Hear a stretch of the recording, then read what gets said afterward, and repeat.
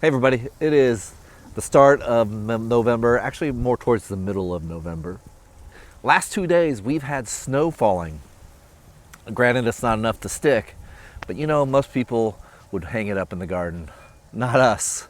We still got stuff actively growing in the garden underneath our low tunnels. Let's do a little tour of the low tunnels today. I'll tell you how we're going to build them, or how we built them, what the purpose of them are, and how they've helped me extend my harvest. First off, let's go into the low tunnels and we'll see how things are looking inside of them.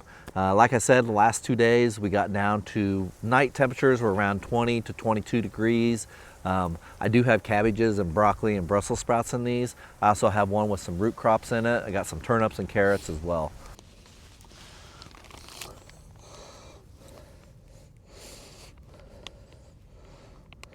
So as you can see, things are looking plenty green in these things. They are doing their work. I do know that like right now it is 40 degrees out. The hoop houses do tend to hold a little bit warmer temperature, especially if that sun hits them.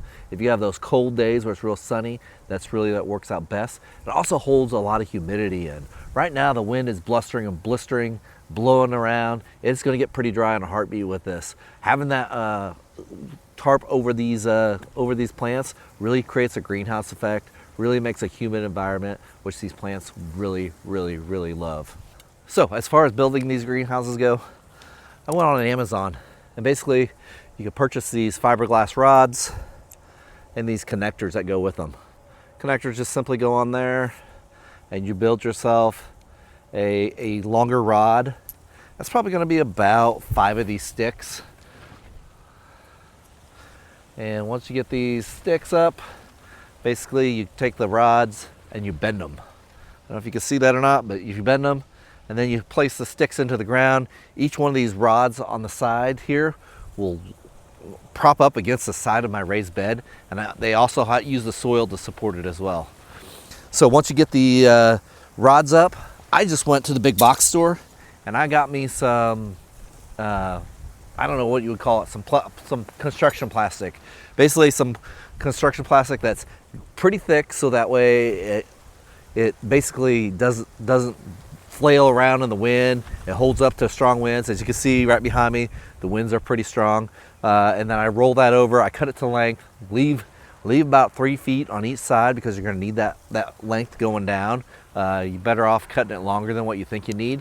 But yeah, cut it a little bit longer on each side and then flop it over the 4-foot bed. The plastic I got is about 10 foot wide, which covers it pretty well. It does leave you some spaces on each side. So one of the main things you want to do with these things also is make sure that the sides are very secure. You'll see me, I got cinder blocks, I got different pieces of metal, posts holding them down, just making sure they're very secure. And then also those kits come with these nice little clips that you can see here. These clip just directly on top. You put these all around. It holds that plastic to that fiberglass rod.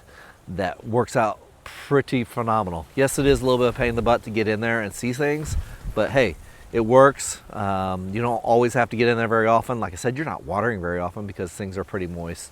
You're not in there very often because you're just not out in the garden as often. You don't have weeds growing. You have mature plants that are already growing. So you should be good to go. So as I said, I got broccoli, Brussels sprouts, and cabbage growing in most of these. I do have some carrots and some turnips as well. So we've got to have cold hardy plants for these things. These low tunnels work pretty well for each one of these plants. The broccoli, cabbage, and Brussels sprouts can all go down to 25. Actually, the cabbage and the Brussels sprouts can probably realistically go down to 20 degrees at night. And still be pretty good. So we are extending our harvest actually past our October 18th first frost date.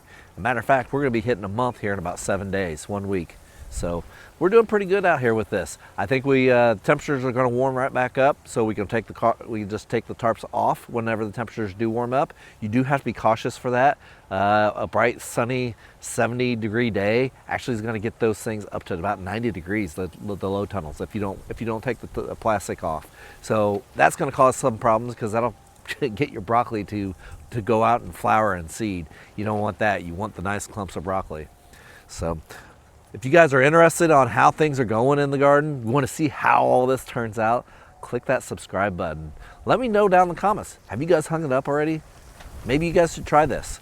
Try a low tunnel. Just do one little one. Put out some plants that you've had. You probably won't be able to do it this year, but maybe think about it for next year. As a matter of fact, what you can do is you can grow them in your basement, grow them in your grow room, and then get them out earlier in the spring. That's what I should have done this last year, so I didn't have all the broccoli going to flower and not getting as much of a harvest this year. So like I said, thanks for tuning in, everybody. Cheers and God bless.